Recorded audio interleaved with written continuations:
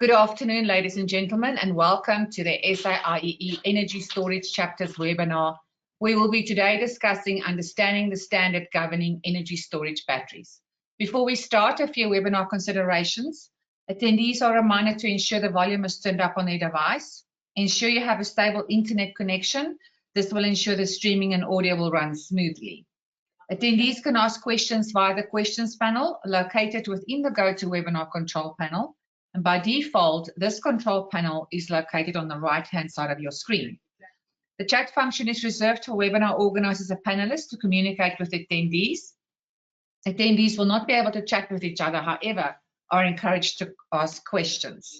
A recording of this webinar will be made available on the SAIEE YouTube channel, SAIEE TV, under the Energy Storage Chapter playlist.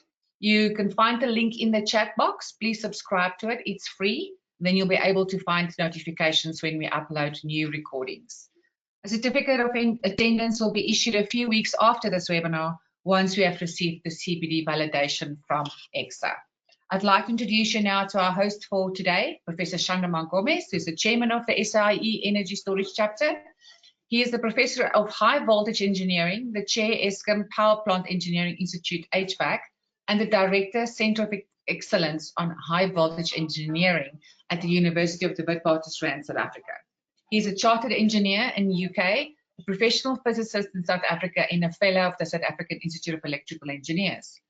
He was a Senior Advisor to the National Lightning Safety Institution in the USA, the Chief Advisor to African Centers for Lightning and Electromagnetics, based in Uganda and USA, and advisor and mentor to several other national lightning research awareness centers in a few countries. Shandama has conducted over 120 training programs in lightning protection and electrical safety in 12 countries so far. Over to you, Shandama. Thank you very much, Minx, for the nice introduction. Good afternoon, ladies and gentlemen. It's a great pleasure to have you all attending this event. Just to give, I'm not talk a lot, just to give you a very brief introduction about the SAIEE Energy Storage Chapter. This is a new platform that we have started about 2 years ago. And most of the time since we started this chapter, we had to restrict ourselves to online programs because of the prevailing situation until about the end of 2021. But during that time, we have conducted a number of programs, and now we are going towards more physical programs in the coming months. And I would like to invite all of you. This is the most important point from my invite all of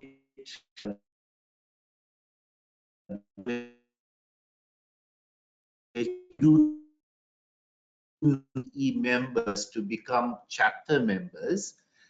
There is a Google form to be filled, and after the event today, I will type it in the chat box. I will post it in the chat so that you can just fill up that simple form, a member, so that you will be invited to the monthly meetings as well as the special events that we conduct.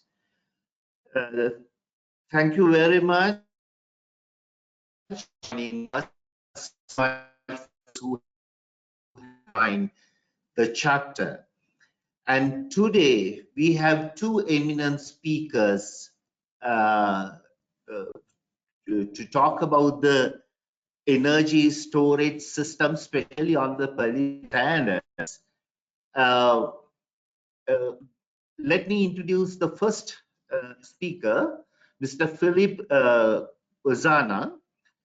He is a senior standards writer at SABS, and Philip is a senior standard writer at the South African Bureau of Standards. He has been developing and maintaining the South African national standards for solar photovoltaic systems, wind energy generation, and energy storage for 10 years. He is also involved in developing international standards at the International Electrotechnical Commission, IEC, and African Electrotechnical Standardization Commission, AFSEC, in the same disciplines. So thank you very much, Mr. Philip, for accepting the invitation.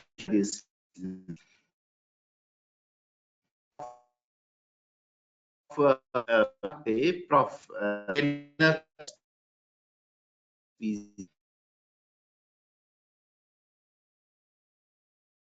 a scholar, thought leader, strategic thinker, and advisor who has led multidisciplinary research teams and delivered several energy initiatives in his career.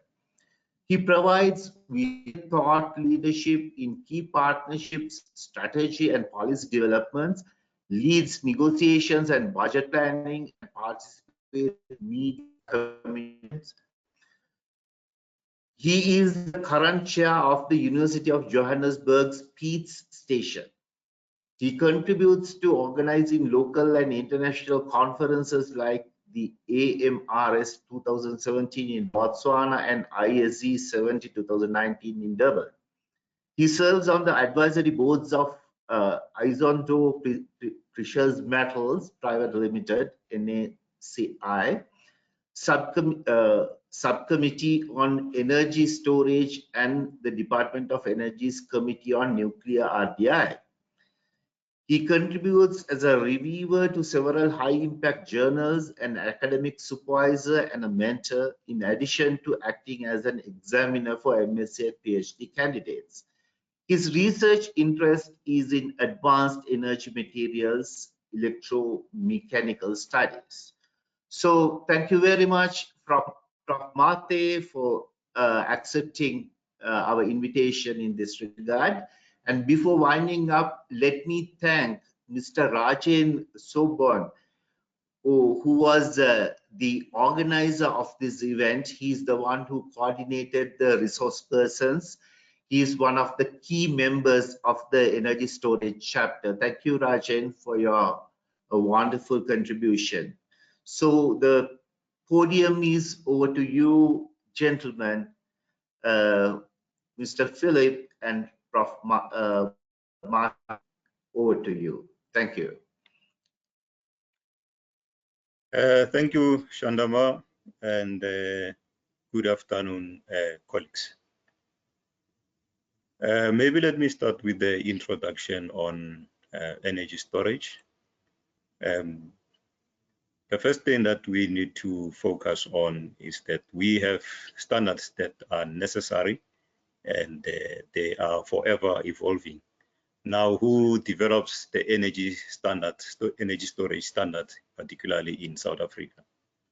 Sorry, my apologies. Let me just put it on presentation mode. Okay. Thank you. Thank you. There we are. In South Africa, the South African Bureau of Standard, through the Standard Acts of 2008, is one of the mandates, or some of the mandates, is that the SABS must develop the South African national standards, promote, maintain, and to promote and to maintain the South African national standard. However, as I have noted, that it is not these only functions that the SABS is doing, but I'm only focusing on the standards development. And how are the standards being developed? The standards are being developed through a technical committee with the number TC63, and the name is called Energy Storage. This is a collection or a collaboration of many experts around South Africa who have knowledge in energy storage, and through the formation or through a collective of individuals, we form a national committee, TC63. Now, the scope of TC63 is to make sure that there is standardization and testing protocols in the field of energy storage, technologies, products, and their integrated management systems. It must be also noted that the SABS is not only working in isolation. We also work with other international bodies, such as the IEC and the ISO, whereas other organizations, international organizations, have not been mentioned here. We also have collaboration with them where there may be a need. Why am I introducing this slide? I'm introducing this slide as some of you may not be aware of what the SABS is doing and how you can be involved in the standardization work. So the standardization work is a collective effort of all individuals with relevant expertise in the field. Now I will hand over to Prof. Mate and Prof. Mate. Thanks, Philip. I think you have given us a good background, and it's going to be necessary that I give a primer or a context from which we are doing the development of standards. And here we have a pictorial that is showing why we choose energy storage. And the facts there could be where we couple storage with wind and solar. And this would be to ensure that we decrease the strain on the grid. And eventually it gives us greener energy flexibility and reliability, eventually reducing the cost for consumers. But that in itself also helps us ameliorate climate change. Next slide, please. Next slide, Philip. South Africa, like any other developing regions, has opportunities that can be linked to energy storage. And when we look at this slide, we see that we have, until recently, not been very clear or consistent in terms of our regulations and policies pertaining to energy storage. And we know that in the beginning, they were not there. And when we are looking at standards, we have to also look at Africa and sub-Saharan Africa in particular, because we don't have data that is sufficient for us to analyze who are the suppliers of these technologies, and also to be able to focus the need into the future. And I think these efforts, as organized, are essential, that they will help us develop the local expertise. So I think in the last slide, we have spoken about the value of storage. Safe to say, here I can say in terms of lack of site appreciation, we have challenges with local like logistics, culture, politics, and weather. We can see that the weather has not been favorable, and we are now aware that the inconsistency or unpredictable weather patterns unfortunately lead to instability of the grid, leading to blackouts or load shedding, as it's called. Next slide, please.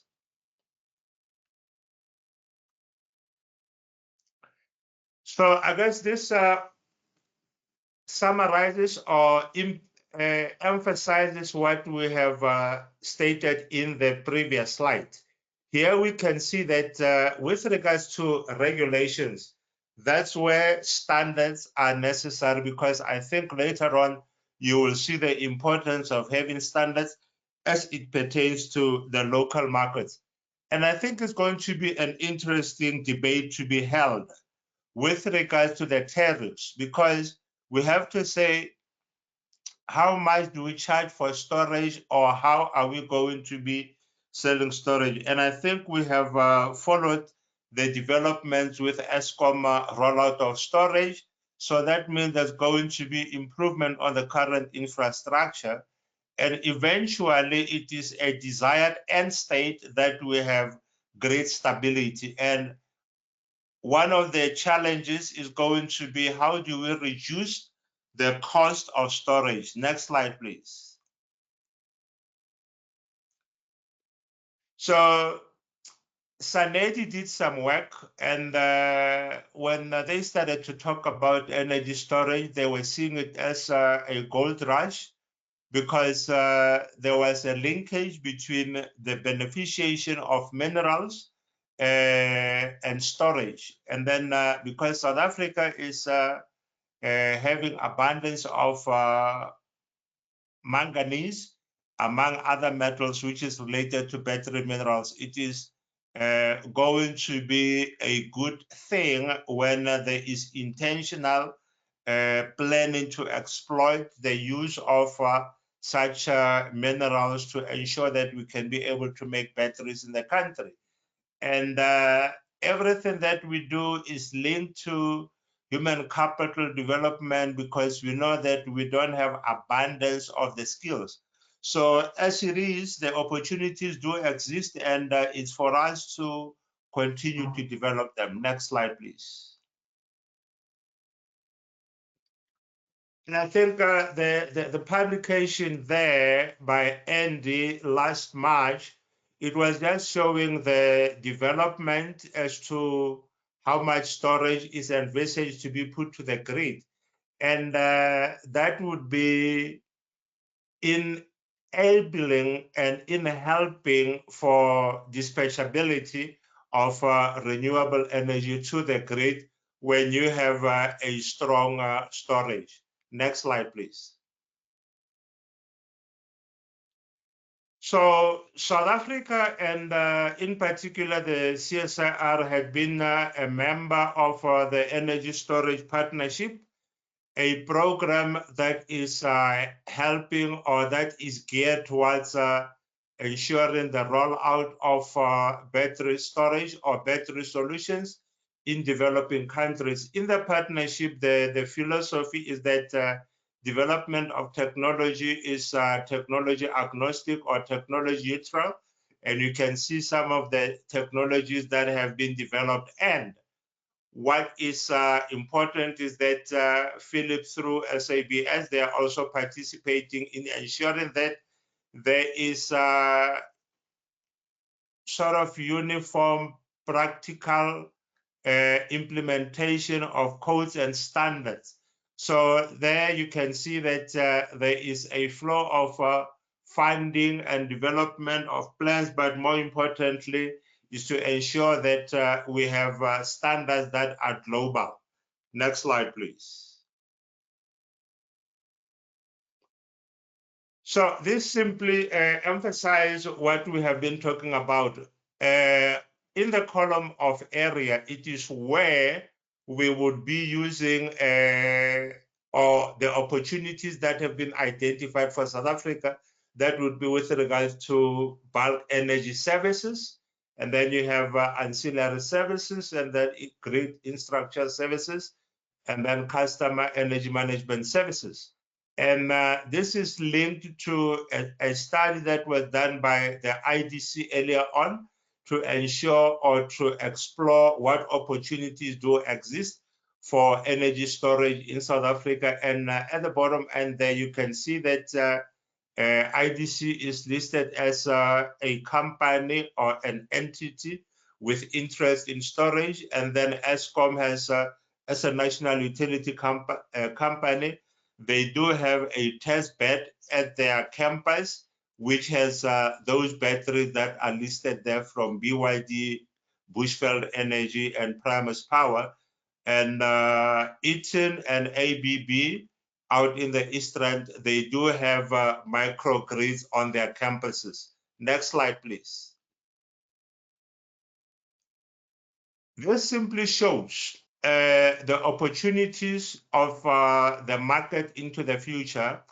And as we can see that the projection for sub-Saharan South Africa in 2025, it indicates that the revenue is going to be about $4 to $5 billion.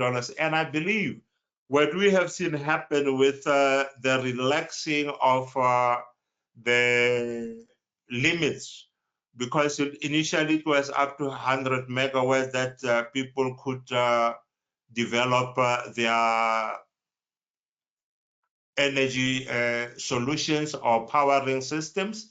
Now that the cap has been removed, and so that is going to see to an explosion or an exponential growth in the market. So that is a good projection, and the opportunities are there for the localization of the battery industry or the energy storage industry in the country. Next slide, please.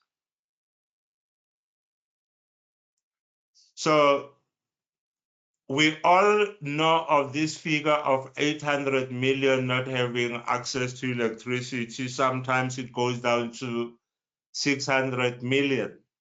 And there is hope or thinking that says by 2030, we should have a 6-time fold or a 6-time increase of renewable energy capacity. So the World Bank sustainable goals, goal number 7 is to ensure access to affordable, reliable, and sustainable and modern energy for all. So this is what has maybe motivated for the CSIR and other entities in the country to be part of the working groups of the World Bank. Next slide, please.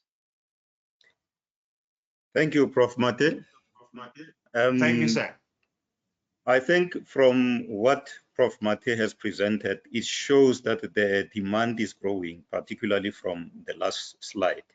It's not only the demand, that the financial demand that is also impacting on us, but we need to mitigate the financial demands in terms of what kind of product are we purchasing.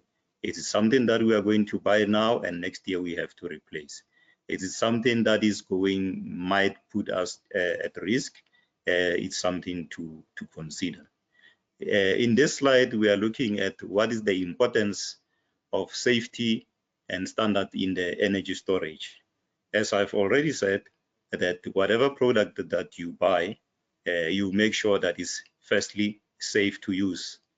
If you remember in the olden days, maybe I'm revealing my age, when we used to have those car batteries, we used to power the monochrome television sets just to watch the news and what do we call the dramas on television.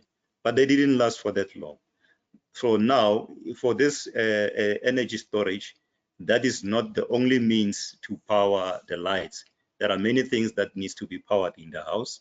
And when considering those things that are being powered, are you having a quality product in terms of the battery that you are going to use or install in your house? Is it going to provide you with value for money? Is it going to last for long? Is it going to be safe to use?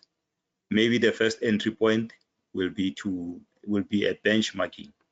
And in terms of benchmarking, I'm referring to standards, because the standards, they give you a freedom of choice. They give you a benchmark between product A and product B. If one of the product does not meet the minimum requirements of the standards, then it will tell you it might not be a safe product or it might not be a quality product. Now, how do you go about making sure that the product that you are having on your hand or that you are having in your field, whether be it in your company or in your house, is of good quality and it's also safe to use, and also how to install? You will agree with me maybe when I say that every product needs to be tested to make sure that it conforms to the minimum requirement. Now, in this case, if we have an energy storage application, that is the first thing that you want to check. Let's say in your house, during the power outage, you just want to power the lights and perhaps your maybe TV and your Wi-Fi router and your computer. Those are the first consideration that you need to make. how much consumption am I going to have?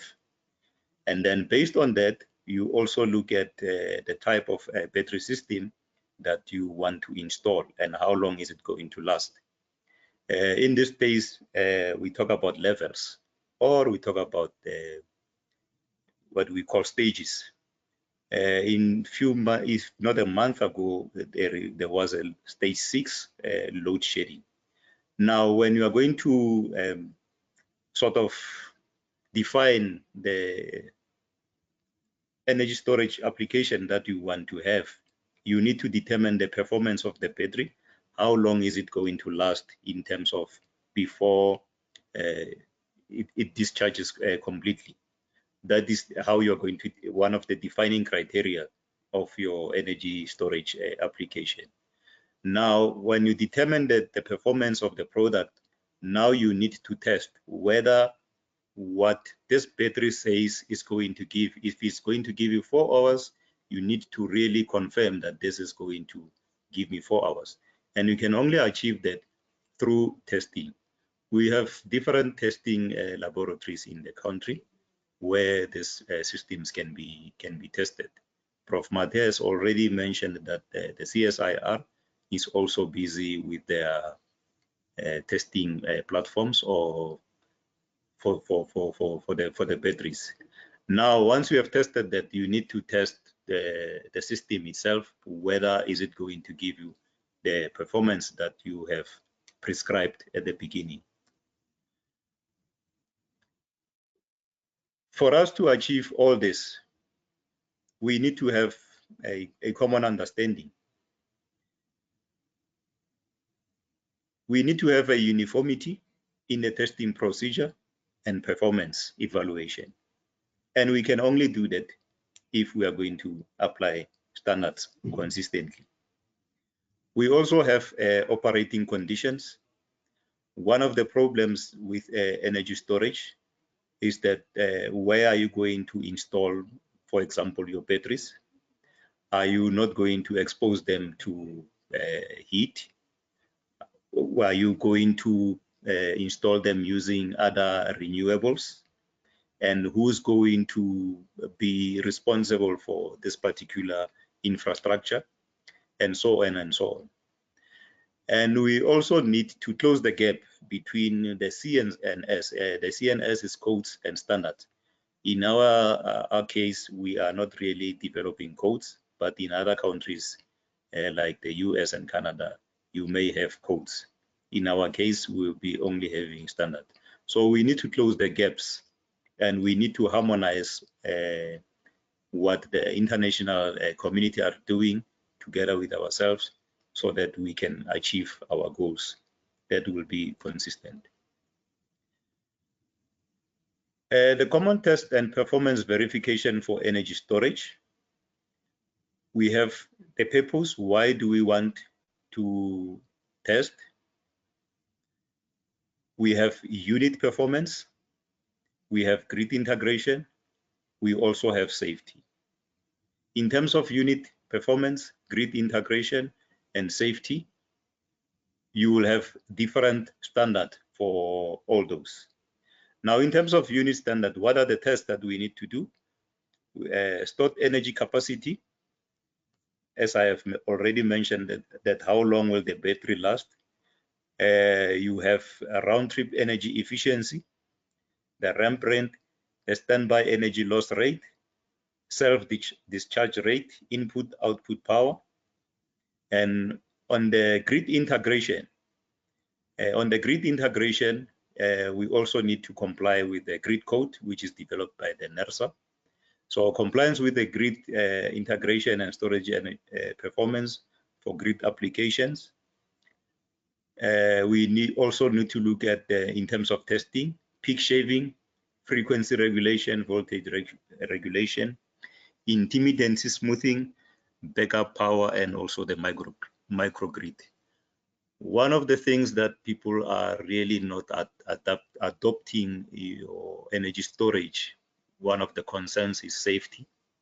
So in terms of the purpose, the safe operation of the product and maintenance of energy storage. And the test there that will be covered, it will be the components of an individual battery, how you are going to install this battery, how you are going to operate, and also if you are going to integrate it to the grid, you also need to look at the grid safety requirements. The previous slides, as it has already been shown, that there are 3 areas in which we need to look at: safety, unit performance, and grid integration. So there are different bodies internationally that are developing this particular standard. And in terms of harmonization, you will see that in the middle there, mostly you have the IEC, and the IEEE. On the grid integration, we have for safety, we have UL and IEEE, and we have IEEE and the IEC. Performance is IEEE, IEC, mostly. We are when it comes to safety, it's something different. So those are the battery standards classification. In terms of percentages, the following percentages have been tabled, as it can be seen out of interest. You will see that the big chunk, it will be 21%, whereas the others share between 5 and 16%. Now, why do we really need to go into safety? In the past, I remember when we used to have issues with the so-called battery banks. There were so many reported cases of battery banks exploding in people's pockets. But those were not only limited. We also had issues, if you will remember, in South Africa, where we had issues where one of the customers had his Ford Cougar burning due to battery issues. But we also have other incidents that have happened globally. The images below show the incidents that have happened globally. What was the cause of all these issues? We have identified the components. Some of the issues we have identified is where do you actually store your batteries? People will say they are going to put them in bunkers, but what is the risk of putting in bunkers? One of the risks is that the batteries, if you are all aware, that there is heat that is generated. There are, during discharge and charging, there are fumes that are being exhausted. So you need a place like where there is enough ventilation so that you are not going to experience the thermal runaway because of high temperatures. What has been identified throughout the years is that there is lack of battery overcurrent and over voltage protection. Do we have standards for that? There is also a need for improvement in the operating environment. I've already mentioned ventilation and how you are going to install the system safely. In the past, while we are gathering experience, in the past we have never had enough experience in terms of energy storage integration and management system. So we need such intelligent system to overcome these issues that we have. It has been said that fortunately occurrences of fire incidents seem to have reduced through 2020 to 2021 as compared to 2018 and 2019. One of the main reasons for this could be the increasing awareness of energy storage safety among energy storage fraternity. I can't agree more to that. And in terms of mitigating these issues, in China, they have developed a regulation, which is GB 38031 of 2020, that for particularly in vehicles, that for every vehicle, there should be an early warning system on the car in terms of thermal runaways and other issues that might be experienced. And other bodies like your National Fire Protection Association, they have come up with a standard or a code, which is 855, standard for the installation of stationary energy storage systems, which was published in 2020. South African national standard and the IEC, they are also not left behind. We have two standards which will also address safety issues, particularly when it comes to lithium. Safe operation of lithium batteries, and we also have secondary cells and batteries for renewable energy storage general requirements and method of test for off-grid PV systems. There are other standards, more than what I have listed here, that we can really go through, and there are many of them. We may not be able to cover all of them, but we have only tabled the ones that we have considered primary for this presentation. We have high temperature secondary batteries. These ones I have picked it up because, as I said, we tend to have thermal runaways. And for you to avoid a thermal runaway in the house, for example, you may not be having your battery management system that is so intelligent for you to detect thermal runaways or other issues. But one of the basic issues that you can do as not maybe as a layperson is to make sure that the battery doesn't get hot. You are not going to put the battery that is going to be exposed to direct sunlight. There is enough ventilation, and you need to operate your system in accordance to what the installer has prescribed, meaning you have to operate within the safety limits. If you go beyond that, then you should know that there might be issues.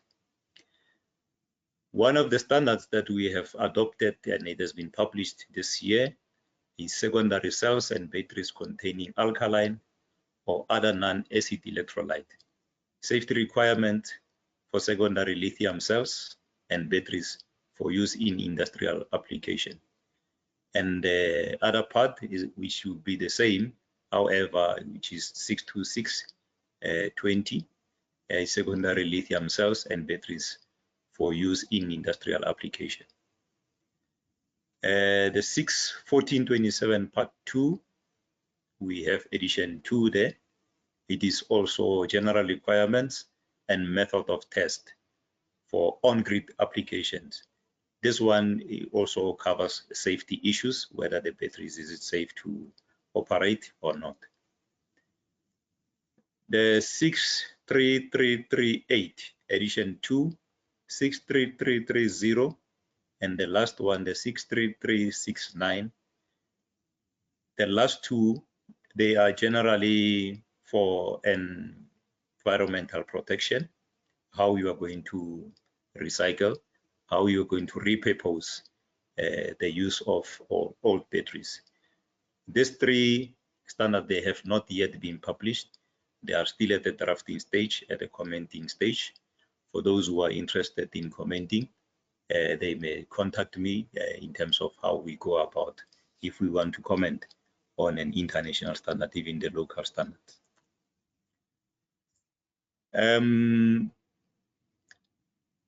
We always, as the SABS, get queries as to, is there a standard that is compulsory for a particular product? The SABS develops standard. As we have seen at the beginning of the slides, we are not necessarily regulating standard. But somebody will ask, is the standard compulsory? Well, it depends on who you are asking. And for me, I take it that we don't need to apply the standards because it is compulsory, but we need to apply the standards because, as I said, it provides a good quality. It provides a benchmark in which you can choose between product A and B. However, as I've mentioned, we have different regulatory bodies. The two that I've mentioned here is the NRCS, which mostly they might regulate the products. I must also state that there are stakeholder engagement that are currently ongoing on the NRCS in terms of regulating lithium-ion batteries. As you might know, that there is still a phobia amongst our communities in terms of using the lithium-ion batteries. The NERSA mostly they will deal with the grid issues. They have their own grid code in which if you want to connect your system to the grid, you need to comply to. That will be our end of presentation, and if there are any of the questions that we may take, we'll gladly do so.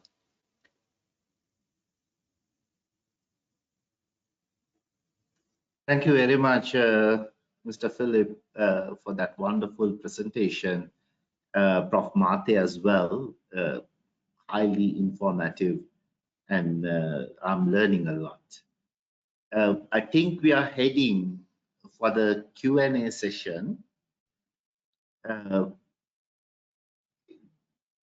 there any announcements to make before we step into the Q&A, Mings? No, Shandama, we can go over to the questions directly. We encourage our attendees to please post your questions in the questions panel. Thank you very much. And so we will take the first question. It is from Rajan Subban. Rajan asked a question to Philip. Are there restricted areas where one should not install it is LiFePO4 batteries in the house? So the question is simply, Philip, whether this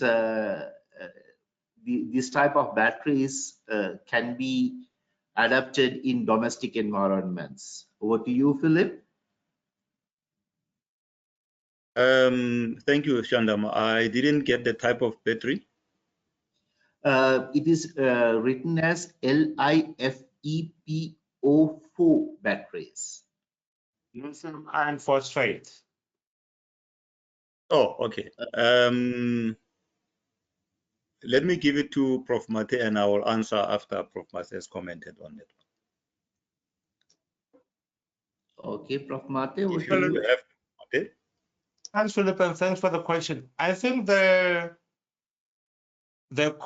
importance of the question comes from the fact that some people have put batteries in their garages, and then from thermal runaway, the batteries caught fire and the houses burned down. So I think when Philip talked about NERSA, whenever you have to install a battery at your home, it is advisable that it is somebody who is accredited, who is going to know where to put the battery. If it's outside, is it in a place that is well ventilated? Is it away from the rain and all of those things?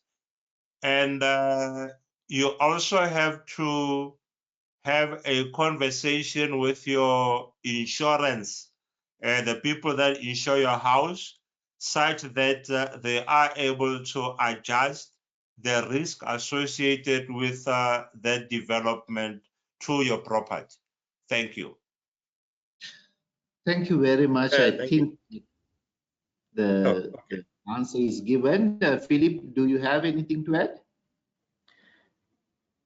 Yes, as Prof. Matthias said, depending on the type of battery, for any battery, because it's secondary, it's charging and discharging, you need ventilation. To electric vehicles as well. Pardon me? Okay. Oh. There is some disconnection from your side, Chandama. But anyway, based on what the standard requires, is that if you are going to get the battery off the shelf, get to understand what type of battery that you are going to use. Is it applicable for is it good for the application that you want to choose, and how is it going to operate? In this case, hence, that's where we want to go into, does this battery meet a relevant specification, or does it meet the relevant requirements of a standard? If they meet a relevant requirement of the standard, then on those bases, together with Prof. Matthias said in terms of the regulations, then you may use that battery. So what is important at the most is that you need to choose a battery based on the application, not necessarily based on the price, whether cheap or expensive. Thank you very much. Then let's go to the next question. Can you hear me, Philip? Yes, I can. Okay. Will these standards applicable to electric vehicles? Prakash Sivanarayan is asking. The standards that I have listed, they are not applicable to electric vehicles. However, the codes that I have mentioned earlier, although they are not our codes, one is from China. Yes, is the one that is relevant to electric vehicles. There might be other standards that are relevant to electric vehicles or traction standards. Okay, thank you. And then France is asking, I did not see anything about flow batteries. So is it anything special about flow batteries to tell in the standards? Yes, we do have standards for, go ahead, Prof. Mati. Okay, thanks, Philip. I wanted to say the flow batteries are included as part of the ESCOM test bed. And I have also mentioned in my part when I spoke about Bushveld. Bushveld Energy are producers of redox flow batteries.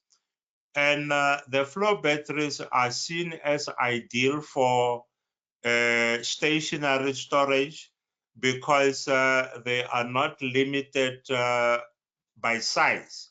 Because depending on the size that you want to make, you can make your containers as big as possible. They are not susceptible to fires. You just have to manage recycling of the electrolytes when you have used it for a certain period. So I think Philip can talk to the standards that govern as to how do you then deploy them. Thank you. Thank you, Prof. We do have standards, a couple of them for flow batteries, as I think Prof. Matthias said it clearly, that in terms of how you are going to use them. But in terms of applications for flow batteries, we do have a standard for that. We only chose a few that we deemed fit for only this particular presentation. For any other standards that might not be appearing, you are welcome to contact me and we can have a discussion around it. Thank you very much. And then Dumile Manana, thanks Sabs and you too for the informative session. That's only a comment. Then Prakash is asking again, what is the expected time frame for the finalization of the battery disposal standards? That's a good question. Yeah, it's interesting. Let me start, maybe Prof. Mati will add. I'm not sure whether he's talking about disposal of a battery, but my experience locally is that in terms of recycling of batteries, we don't have capacity in terms of recycling of batteries, particularly the lithium ion, which may be expensive to recycle. It's mostly, from the information that I have, mostly we have China, which is the one that does mostly of the recycling. But recently I have seen the US president signing off some agreements with the industry that they need to ramp up their energy storage, including part of recycling. So in terms of the duration as to how long does it take, I do not have much information on that. And on the standard side, we have not yet published those standards. They are still at an infancy stage or a drafting stage. Maybe this might be an opportunity to look at the document and comment on the document. Thank you. Prof. Marty, you want to add? Yes, sir.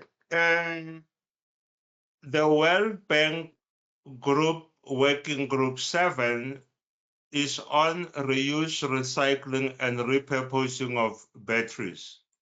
Mintech, UNISA, CSIR, with India and others are participating. There was a study from Mintech that indicated that there was no business case for recycling of lithium-ion batteries in the country. But companies like First National and Willard that are doing recycling of lead-acid batteries can give knowledge and expertise to the people that have to do lithium-ion recycling. Safe to say, any electric car battery has a life of about 8 to 10 years, following which that OEM should have had a plan in place as to how they are recycling. Yes, indeed, the US is wanting to do their own recycling because recycling is linked to security of supply of materials. However, Africa has been exporting its waste for recycling to China and Europe. That is not going to be ongoing because transportation of batteries poses a problem and rules are changing. Therefore, SABS with NCRS should then guide the importation of batteries up to a level where they say a battery comes in at end of use, it will be recycled safely in this way without such batteries finding their ways into our water streams. So it is indeed an opportunity for us to advance discussion as to how do we get ready to recycle those batteries. And I must also add, the recycling opportunities are also going to be presented from the end of life of photovoltaic panels. The solar panels that find home wherever we're installing them will soon be accumulating as waste because newer ones with better efficiency are coming to the market. And people to get a better consistent supply of their electricity would move to newer panels and therefore creating waste of those panels. So there is potential to talk about those recycling opportunities. Thank you. Okay, thank you very much for the detailed response. And then we have a question from Rodney Mafanga. What training or certification will I require to implement industrial scale batteries? Philip? From the SABS side, maybe, yeah, we for now there are no regulation as to what is required, but we are not providing any certification from our side or even the testing from the SABS side in terms of whether the battery may be imported or not. But this can be found from the NRCS as to what is required in terms of importation of the batteries. From the SABS side, we are not doing it. Okay. Prof. Mate, anything from your side, or shall I go to the next question? Please go to the next question. Thank you, sir. Okay. Prakash, again, I think he extends his previous question. Will batteries that are repurposed from EV applications, for example, be covered by these standards? Did you get the answer? The answer is I have not gone through the draft of the document, so I am not sure. However, as I said previously, this is one of the expertise that we may need from the delegates or the attendees of this webinar, where we as South Africa, we can say, this is our comment based on what we want to see, particularly on the standard. It might be a bigger document if we are going to cover everything, but it's not something that we can just leave it to the rest of the world to decide for us. So for now, the standard is still at the draft stage. I'm not sure of what is covered and what is not covered. Yes, I think this is from my side. What I see is that one of the very critical issues that the nation will face in the future. I don't know whether it is near future, but in the future is the repurposing, disposing, and management of used batteries from EVs. Because today we have only a very small percentage of South African vehicles which are EVs. But in another 5 years, the situation may be totally different.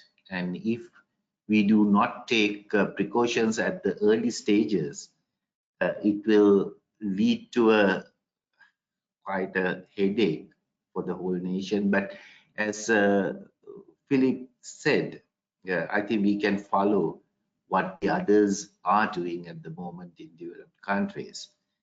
Thank you. And then we'll go to the next one. It's a little longer question.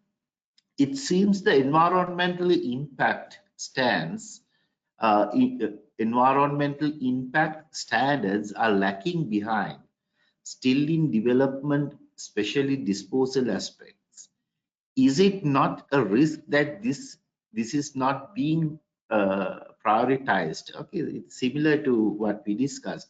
At present, South Africa has one large factory for nickel sulfate. What protocols are these plants adhering to? The question is from Jimmy Koza. Over to you. Thank you, Jimmy.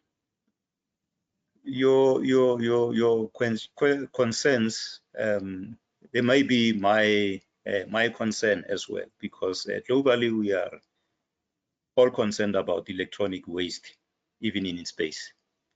So we don't want to find ourselves as a sort of a dumping area, more so that Prof. Mate has already mentioned that it becoming costly for us to ship our lithium-ion batteries to other countries for repurposing or recycling. So this is, I think it needs to be done at the policy level rather than at the standard level.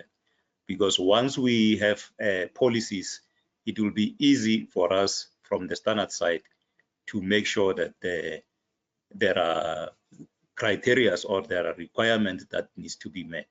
So to answer part of your question is that we need flexible policies that should really drive energy storage, not only new technology, but also how we are going to recycle the materials. Otherwise, we are not really conforming to the ESGs or even the sustainable development goals from the United Nations. So I agree with you that we might be lagging behind, but perhaps this is at the policy level from the government. Prof. Masi, do you want to add to that? No, thanks. I believe the environmental challenges affords the Department of Environmental Affairs and Fisheries and Opportunities, because we will remember that the introduction of electric vehicles into South Africa came through the Department of Environmental Affairs. And then later on, there was involvement of Department of Trade and Industry. Yes, Jimmy, those plants that are making nickel sulfate are there. Like we do have the manganese manufacturing company in Nelspruit.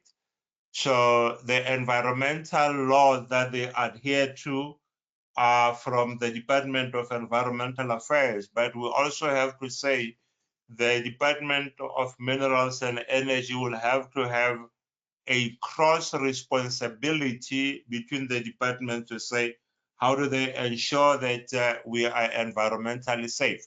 So that would be a short answer, but I think the study or the work of the Working Group 7 that is going to come up with a position paper of reuse, recycling, and repurposing would be strengthened and made stronger by the consultation with the people in attendance here today. So in that way, we will, when the convening happens, send a request for your participation as audiences of today so that you can contribute to the shaping of the reuse, recycling, and repurposing of batteries, but not only for South Africa, but for sub-Saharan Africa. Thank you. Thank you very much. And I think we are going to the last question in the list. This has nothing to do with batteries, I think. The question is for interest sake. Have you developed standards for solar panel installation? I think the answer is a big yes, but Mr. Philip and Prof. Mate, it's over to you. You've got it right, Chandama. We do develop standards for solar photovoltaics, and even in some other areas, we're also looking at installation, but not the entire installation. Maybe the installation, we need to understand whether it's electrical installation or is it mounting, because we have a project which we are currently busy with in terms of mounting of the panels. So the answer is yes, we do develop PV standards. Thank you very much. And I think that ends up our list of questions. And so with that, my duty is also coming to an end, so that thanking the two gentlemen who gave a wonderful presentation today, I would like to hand over the mic to our organizer, Minx. Minx, over to you. Thank you, Shandama. Thank you, gentlemen, for your very informative presentation. Shandama, thank you also for your time. Ladies and gentlemen, we have your registration details, so we will send you the link to, if you'd like to join the SAIEE Energy Storage Chapter. We will circulate the link where you can, just complete the Google form if you are interested. I thank you very much for joining us tonight, and herewith, have a good evening. Thank you. Goodbye. It's a pleasure. Goodbye. Goodbye.